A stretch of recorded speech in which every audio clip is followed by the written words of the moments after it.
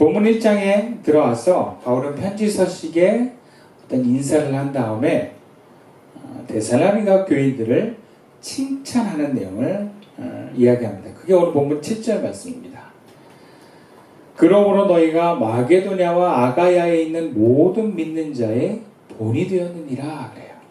그러니까 바울은 데살로니가 교회가 마게도냐 아가야 전 지역에 있는 교회에 모범이 됐어 라고 칭찬을 하는 거예요. 당시 데살로니가 교회는요, 아마 건물도 제대로 없었을 거예요. 또 야손의 집에 모였고 그만큼 규모도 크지 않았을 것입니다. 바울이 있었을 당시에도 바울의 사역비를 충분히 줄 수 없는 좀 열악한 환경의 교회였어요. 또 재정도 약할 뿐만 아니라 유대인과 이방인들의 박해로 교인들이 아주 힘든 신앙생활하기 아주 힘든 여건 속에서 있었다. 또 이 데살로니가에는 영적 지도자 혹은 교회를 세워가는 특별한 지도자가 없었기 때문에 어떻게 보면 이게 참 약할 수밖에 없는, 더군다나 바울이 그 사역 기간이 짧았단 말이에요. 이런 상황에서 어떻게 데살로니가 교회가 마게도냐 전 지역에 모범이 될 수 있었을까? 굉장히 놀랍습니다. 예를 들자면 여러분, 우리 교회 같은 교회가 한국 교회 모범이 된다 그러면 그 얼마나 놀라운 거예요, 그죠? 그렇다면 좀 더 구체적으로 모든 믿는 자들의 모범이 됐다는 게 도대체 어떤 말일까? 먼저는 데살로니가 교회에 대한 모범 사례를 보면 이것은 사람들이 부러워하고 개인적으로 혹은 교회적으로 자랑할 만한 모습은 아닌 것 같아요. 예. 보통 우리가 모범이 된다 혹은 다른 교회 교인들이나 목사님이 벤치마킹하러 온다 그러면 뭔가 프로그램이 좋거나 교회 건물이 아주 좋거나 혹은 뭐 성도들이 굉장히 많아서 사역이 활발하게 이루어지거나 뭐 그런 교회들이 보통 모범이 되는 교회가 돼서 다른 교회에서 이렇게 탐방 오거든요. 근데 이 데살로니가 교회는 그런 형태의 모범은 아닌 것 같아요. 뭔가 부러워할 만하고 자랑할 만한 건 아니라는 거예요. 그런데 모범이 됐다. 도대체 어떤 모습이 모범이 된 걸까? 저희 집에서는 특히 이제 아내와 자녀들이 한 1년에 한 2번 정도 이제 큰언니 집에 방문을 하거든요. 이제 이모니까 저희도 이제 어렸을 때 이모네 집에 뭐 고모네 집에 이렇게 가잖아요. 이번에도 이제 이모가 오라 그래가지고 갔다 왔어요. 아내하고 애들 둘이. 근데 이번에 갔다 오더니 푸념을 하는 거예요. 푸념. 그래서 왜? 그랬더니 언니가 부럽대. 네. 뭐가 그렇게 부러워? 그랬더니 그 언니는 좋은 집에 방도 많고 또 이제 이번에 차도 좋은 차를 또 바꿨어. 차도 예쁘고 좋은 차고 뭐 부족함도 없고 뭔가 자기랑 너무 비교된다는 거예요. 그래서 이런 얘기예요. 어떻게 같은 부모 밑에서 출발선이 같은데 어떻게 이렇게 다르게 사는지 모르겠다.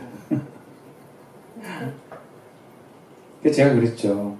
당신은 언니보다 신앙이 귀하지 않냐. 난 당신 언니가 부럽지 않다. 당신이 참 부럽다. 그랬더니 우리 언니는 교회도 열심히 다녀. 그 부럽대요. 신앙도 있고 부유하고. 네. 두 마리 토끼를 잡은 사람 같은 느낌이 좀 들더라고요. 여러분, 그게 참 힘들어서 그런가 보다 그렇게 생각할 수도 있지만 그게 대부분 많은 그리스도인들의 소망일 것 같아요. 예. 땅에서도 잘 나가면서 뭔가 교회에서도 뭔가 열심히 하는 그 두 마리 토끼를 잡는 신앙인들이 모범이 되고 뭔가 우리가 그런 방향으로 가야 될 것 같지 않을까라고 하는 생각이 들 수 있어요. 또 부럽다고 하는 것은 오늘날 신앙인의 모범이 될 수 있는 의미이기도 합니다. 근데 여러분, 그러한 모습은요, 모든 신앙인이 이룰 수 있는 모습은 아니에요.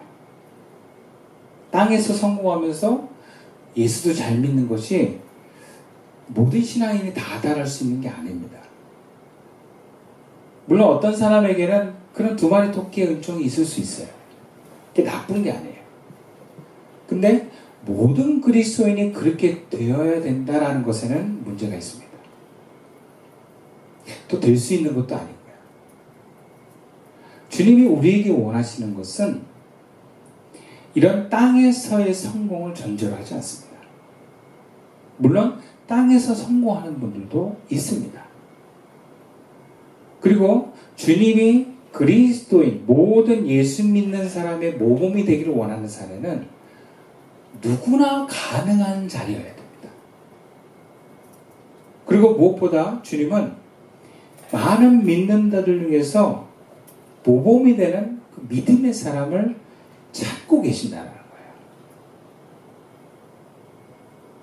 사실 오늘날 교회 다니는 사람 많습니다.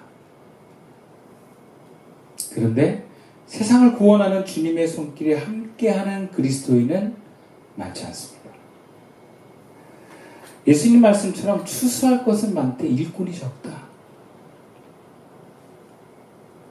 구원과 하나님의 생명은 하나님과 교제가 잘 일어나는 그리스도인을 통해서 일어납니다.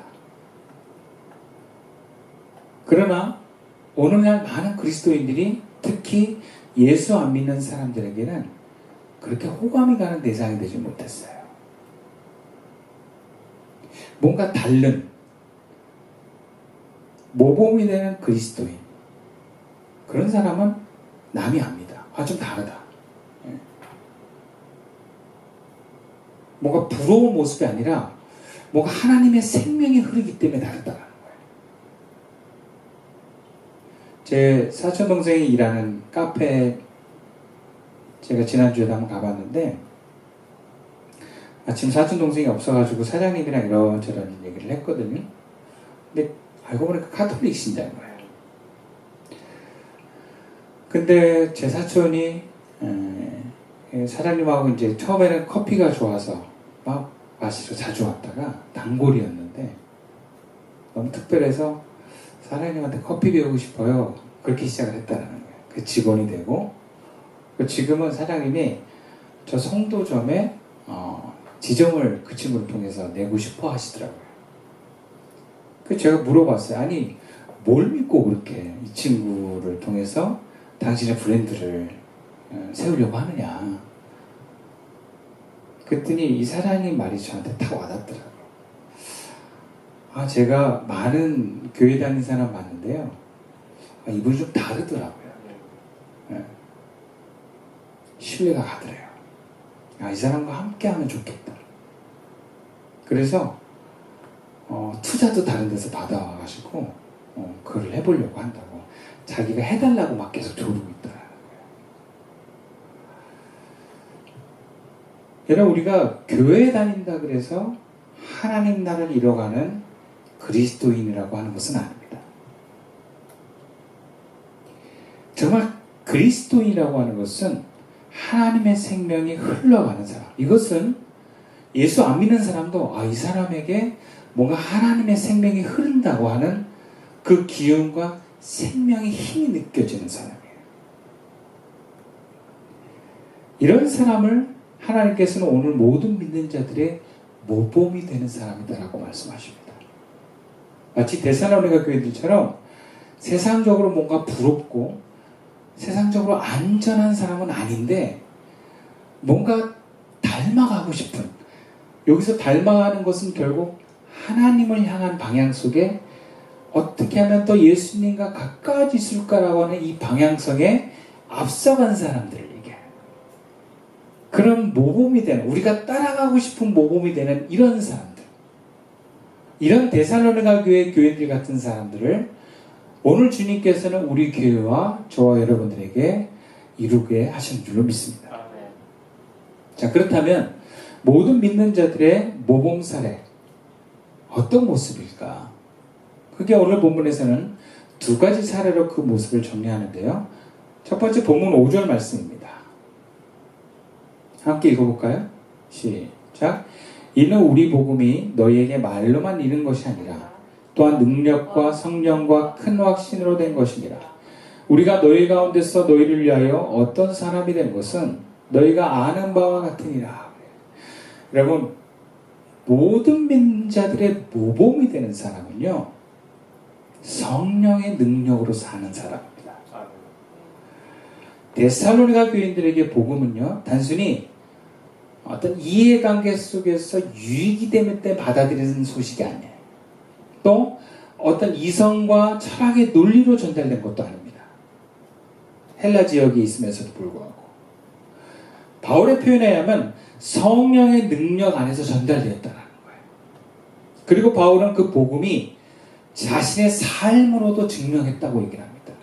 그러면 성령 안에서의 말씀과 성령 안에서의 삶으로 증거된 이 복음이 데살로니가 교인들에게 전해졌을 때는 그들 역시 그 말씀을 붙들고 성령 안에서의 삶을 살아갔다는 것을 말합니다. 여러분, 성령 안에서 사는 사람의 특징이 뭐냐면 그리스도의 복음과 뜻을 위해서 자기 포기가 가능합니다. 데살로니가 교인들은 예수를 믿는 순간 정말 많은 포기와 손해를 봐야 되는 상황이에요. 당시 황제 숭배와 여러 우상 숭배가 많아 있었던 지역에서 예수를 믿는다는 건 그 우상 숭배를 거부한다는 거예요. 그러면 어떤 로마의 어떤 정치적인 그런 황제 숭배에도 뭔가 이렇게 걸릴 수 있는 위험 요소가 있고, 또 하나는 당시 모든 상업 조직이 그 조합 안에서의 어떤 우상을 중심으로 이루어졌기 때문에 그 신을 거부함을 통해서 조합으로부터 탈락되거나 불이익을 감수해야 되나. 그리고 기록에 의하면 그냥 예수 믿는 사람들이 싫어가지고 그렇게 핍박하고 박해하는 일들이 일어났다는 거예요. 그럼에도 불구하고 여러분, 예수를 붙드는 것은요, 성령의 능력입니다. 성령 안에 있는 사람은 그래서 손해를 과감하게 선택합니다. 박해가 와도 주눅들지 않습니다. 성령 안에 있다는 것은 하나님과 동행하는 것을 말하고 하나님의 영이 그들에게 임했기 때문에 두려운 상황에서 두려워하지 않고, 낭망할 상황에서 낭망하지 않고, 용기를 내어서 포기하지 않고 복음의 삶을 살아내는 것. 여러분, 그 삶을 데살로니가 교인들이 해내고 있었다는 거예요. 모범이 되는 그리스도는요, 바로 이렇게 성령의 능력으로 사는 사람입니다. 다시 말하면 주님이 주신 능력으로 사는 사람이에요. 이런 것, 주님이 능력을 주시지 않으면 나는 못 삽니다라고 하는 사람이에요. 또 주님의 은혜와 능력을 바라볼 수밖에 없는 사람이에요. 왜? 그 능력으로 살아야 되니까. 무엇이 되었다 하더라도 결코 자랑할 수 없고, 나의 나 된 것은 하나님의 은혜임을 인정하면서 늘 은혜를 사모하며 구하는 거예요. 무엇을 하더라도. 하나님, 내가 오늘 회사를 갔는데 하나님, 당신의 은혜 없이는 내가 감당할 수 없습니다. 도와주십시오. 집에서 자녀를 키울 때도 하나님, 당신의 은혜가 없으면 저는 이 자녀들을, 하나님의 자녀들을 키울 수가 없습니다. 도와주십시오. 늘 은혜를 구하는 거예요. 그래서 이런 사람은요, 자연스럽게 기도합니다.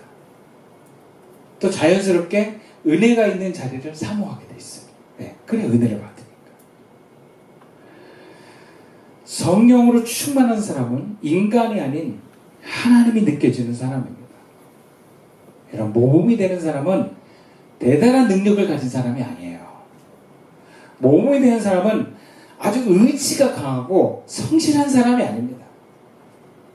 모범이 되는 사람은 은혜를 사모해서 은혜가 충만한 사람입니다. 여러분, 그런 삶을 사모하고 열망할 수 있기를 축원합니다.